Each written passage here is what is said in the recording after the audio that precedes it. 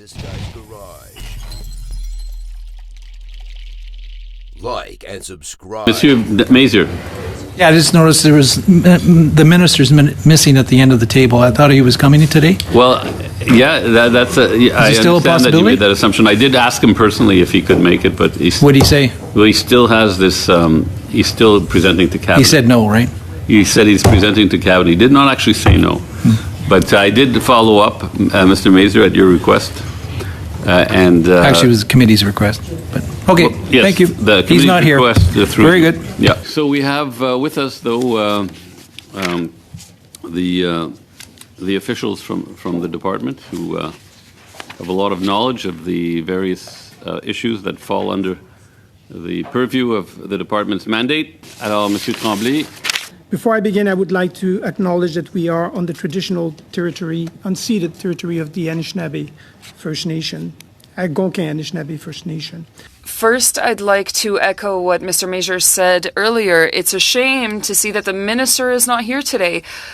Honestly, I did expect him to be here because he was very positive last week that he would be. And I do think it's quite a shame because he was at the question period and he was unable to delay his meeting with the Minister's Council, even though he has a responsibility towards this committee and towards citizens. I do think that he's the type of man who is always ready to go into battle, but it seems that he has avoided that today, and it's quite a shame. To the Deputy Minister, I'd like to ask you about the times where the Minister was here.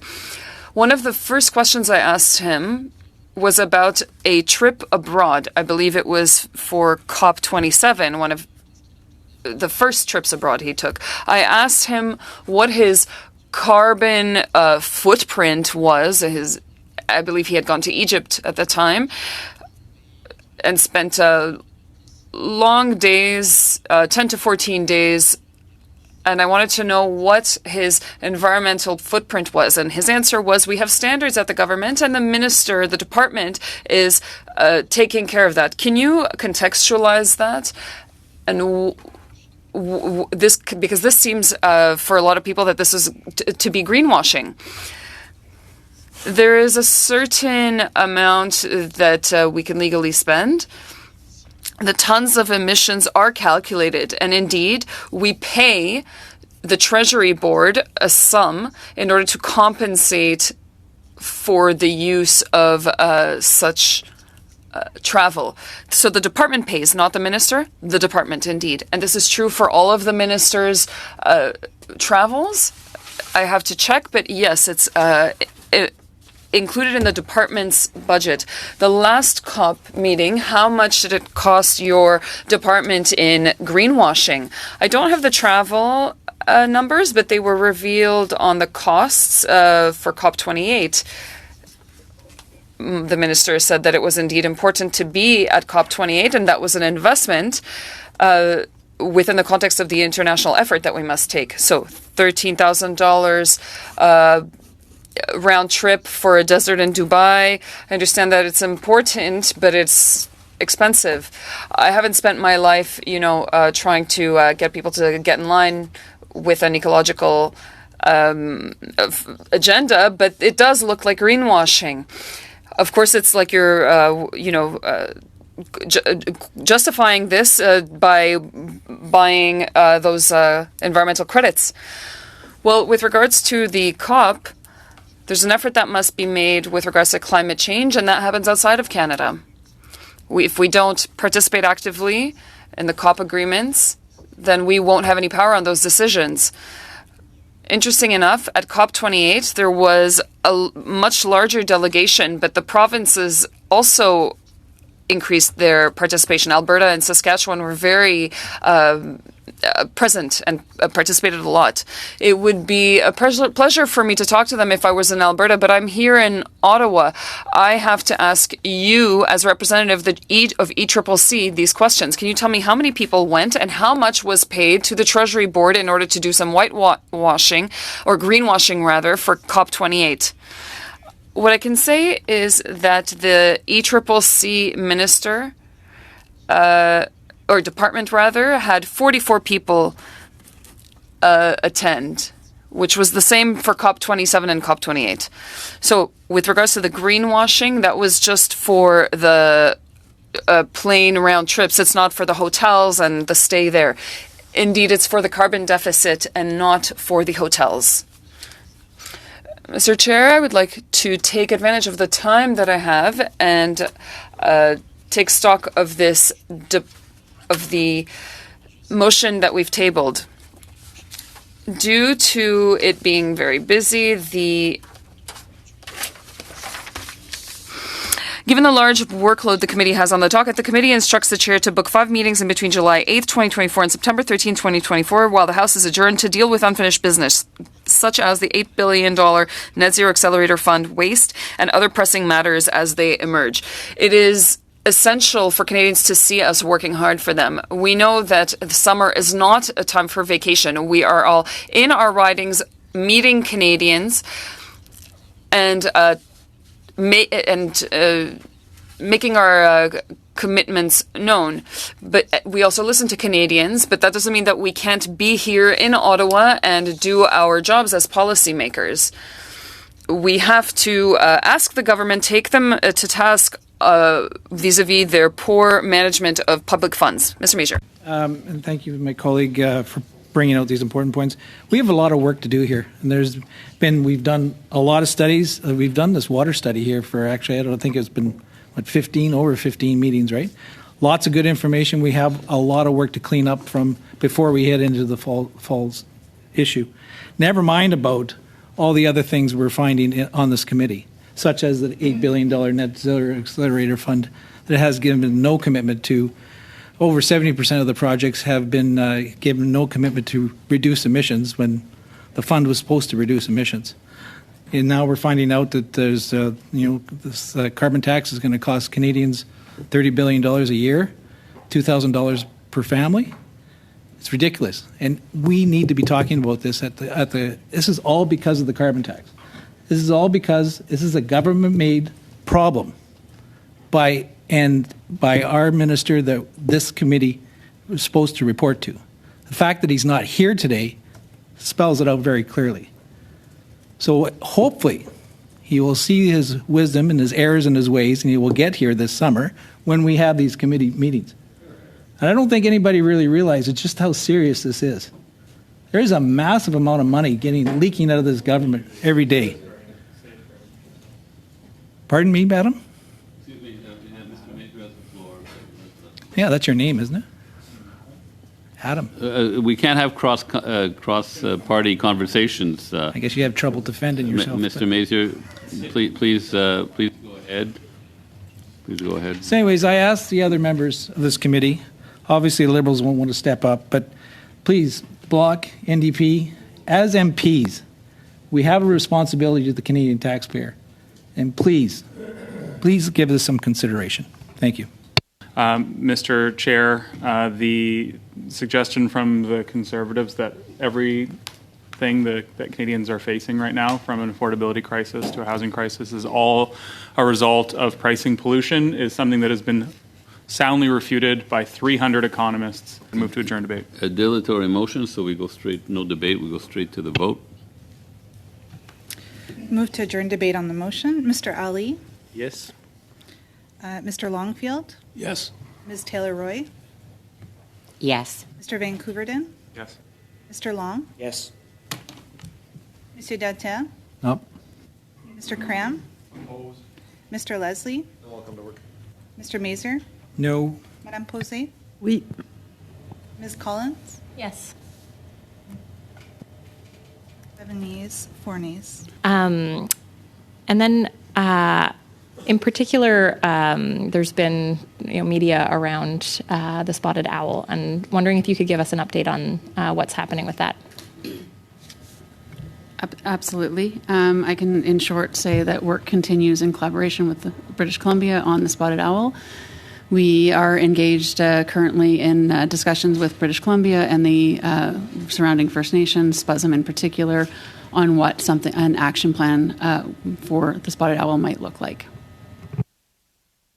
My next question is on the Impact Assessment Act, and in particular Highway 413.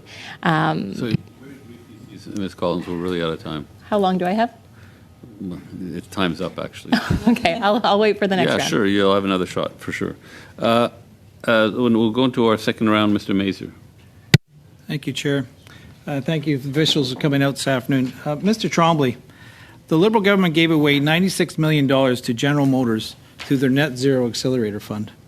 General Motors is an American company that made over $235 billion in revenue last year. How many emissions are supposed to be reduced directly from this $96 million handout? Discussion before, I would invite you to invite my colleagues from ISED, who are the ones managing these programs and should be able to answer to the question. So you are, what's your position again? I'm the Deputy Minister of Environment, Canada and Climate Change. Responsible for emissions reductions. Responsible for emission reductions and for the plans in general, but each department in coordination with us is responsible for the programs they manage, like finance manage the ITC, like other departments manage their programs. We're not in a place where one person actually ruled them all. Okay. So, Mr. Trombley, the Liberal government gave away $300 million to a company by the name of Air Products through their Net Zero Accelerator Fund. Air Products is an American company worth over $80 billion. How many emissions are supposed to be reduced directly from this $300 million handout? I'd answer the same way. And you are the Deputy Minister responsible for emission I'm the reductions? responsible. If you look at the Federal Accountability Act that was passed by previous government, the way it works is each Deputy Minister is responsible for the fund engaged within their departments, and that's the way it is and always has been. So if you want to have the answer, you should invite the Minister or the Deputy Minister responsible for the management of this program.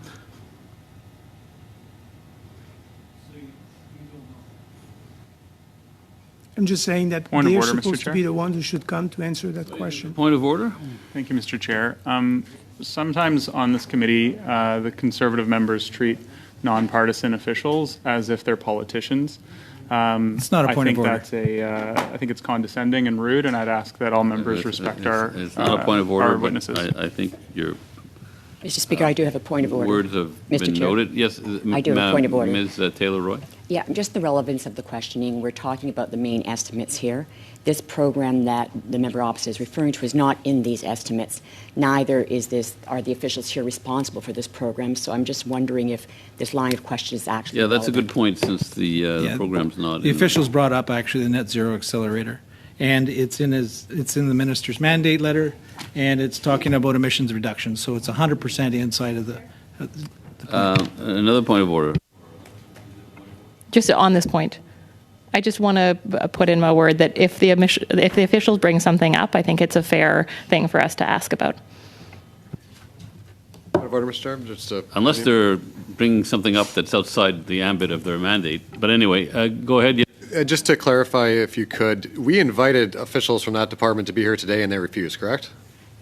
No, they're coming, but we agreed that we do this. They'd come in the fall. The deputy minister couldn't come today. I thought that Pardon? was I thought the deputy minister couldn't come today, and that's why we couldn't have them here. We've tried, is my point. Yes, but he couldn't come today, but we've agreed to look at the whole issue of the Net Zero Accelerator in great detail in the fall, rather than only look at it partially today. Anyway, go ahead, Mr. Mazur, but I think you've gotten two answers. Mr. Tremblay has given the same answer twice. I think maybe you might want to move on to another topic. The Deputy Minister responsible for emissions reductions doesn't know anything about emissions reductions. Is that true? Well, I think this is the third time now. I mean, this is becoming a bit badgering of the witness. And I like robust debate at committee, as you know, but I think... There's more than 80 initiatives under the plans for climate change. There's more than programs than 80 programs. Each program has, I don't know how many projects. You should not expect me coming here on behalf of all those people, not being brief in advance, and having the answer on each project that is funded under each program that exists in the federal government. Go ahead, Mr. Mazur. 3 minutes? Yeah, about that. Mr. Trombley, the Liberal government gave away $551 million to a company by the name of Umicore through the Net Zero Accelerator Fund that you've mentioned, and you're responsible for emissions reduction. Umicore is a Belgian company that made over $27 billion in revenue last year. How many emissions are supposed to be reduced directly from this $551 million handout? I'm not responsible for emission reductions. Everybody's responsible within the governments for the emission reduction that they're supposed to make through their own programs. We are responsible for coordination and support of other departments in the way they develop their programs. But as I mentioned before, the accountability is still with each department who manage the programs that they have. Thank you. Chair, I'd like to move the following motion. Given that the Liberal government released its internal economic data on carbon tax, revealing that it cost Canadians $30.5 billion over $1,800 for every household in Canada, this is in addition to the increased cost the carbon tax puts on gas, groceries, and home heating, and the Liberal government has tried to cover up this information for Canadians when the Parliamentary Budget Officer revealed that the Liberal government has had this data. They placed him under a gag order and attempted to ruin his reputation. The committee report to the House and that the Environment Minister must resign immediately. Mr. Chair, Minister Guibolt needs to resign.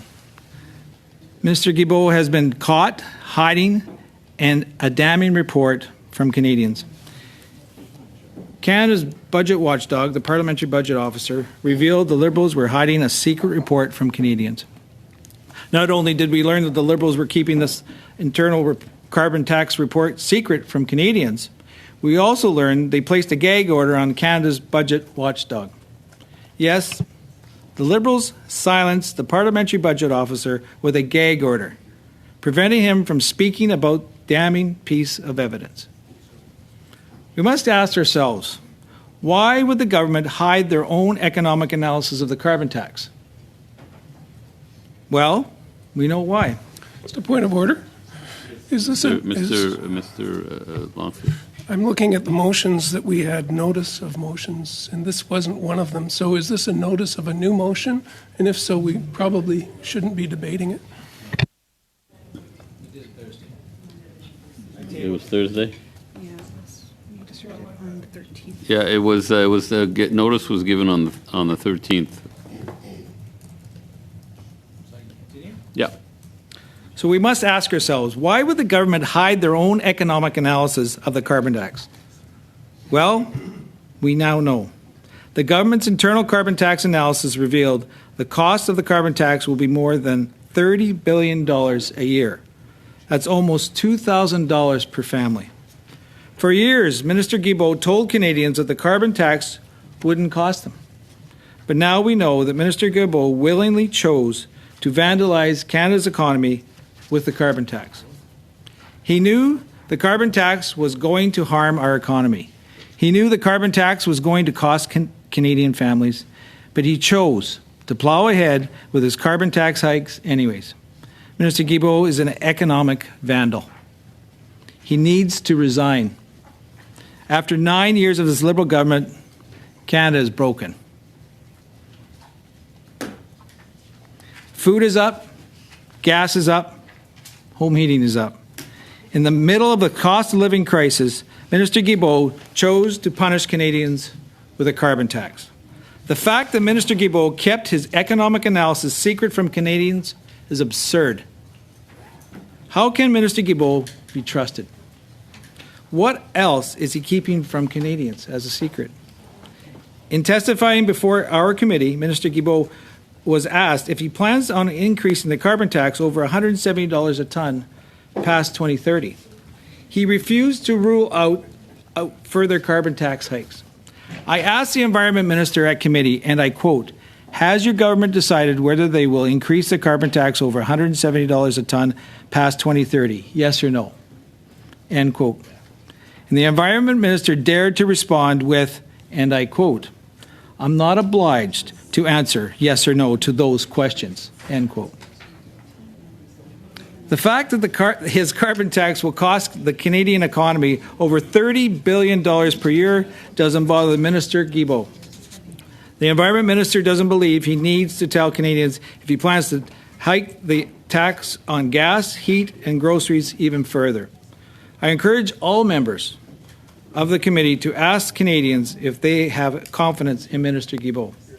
Because if they did, they would quickly realize that most Canadians want Mr. Guibolt to go. And I agree. I represent a completely rural constituency. No minister in this government has inflicted more harm on rural Canada than Minister Guibolt. Minister Guibolt has to go, and that is right now. Thank you very much. Couverton. Said what's more concerning is that the Conservatives continue to not just badger witnesses, but also completely misrepresent. Yeah, just a second. Is it a real point of order? Is Adam, does he plan on shutting down debate? Mr. Van Couverton, to you. Thanks. No, come on. What's the point of order? Does Mr. Van Couverton intend to shut down debate? Well, he'll say when he wants to, I guess. Go ahead, Mr. Van Couverton, go. What report? You just mentioned Sure. I would absolutely love to table the report from 300 Canadian economists. Okay, order. On carbon pricing. So we got Mr. Van Couverton has the floor. Thank you, Mr. Chair. As I said, Mr. Giroux, the parliamentary budget officer, re-clarified that after being badgered on committee, speaking in his second language, he made a mistake. And he made an error that he re-clarified on Monday. And yet the Conservatives are using the previous error. They're basically saying that Monday didn't happen. Mr. Speaker, it's unbecoming of any member of Parliament to badger a witness or to misrepresent a public servant. That's unbecoming of any member of Parliament. For that reason, and out of respect for our witnesses, I would ask that we adjourn debate on this frivolous motion. Okay, we'll go to a vote. Motion to adjourn debate. Mr. Ali? Yes. Mr. Longfield? Yes. Ms. Taylor-Roy? Mr. Van Couverton? Yes, thank you. Mr. Long? Yes. Monsieur Datel? No. Mr. Cram? Opposed. Mr. Leslie? No. Mr. Mazer? No. Madame Posey? Oui. Ms. Collins? Yes. Okay. 7 yeas, 4 nays. Point of order, Mr. Chair? Yes. As requested, I'd like to table the report where the PBO said he is not being muzzled by the Liberal government, despite the fact that Conservative MPs badgered him at committee. His report. A news article. News article where the PBO re-clarifies his position on the economic impact of well, the. just Point of order. I'm suspending for 2 seconds. Mr. Just Van Couverton. Chair? Yes. Just point of clarification. What is he actually sending to committee? Is it a news article or is it an actual report done by the PBO? Couverton right now. So, Mr. Van Couverton, if you wish to send this article to the committee, we'll have it translated and distributed. Is that what you'd like to do? I'm happy to. I'm responding to a request from Mr. Leslie.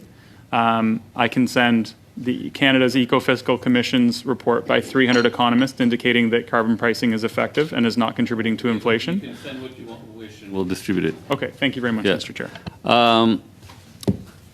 We're basically out of time.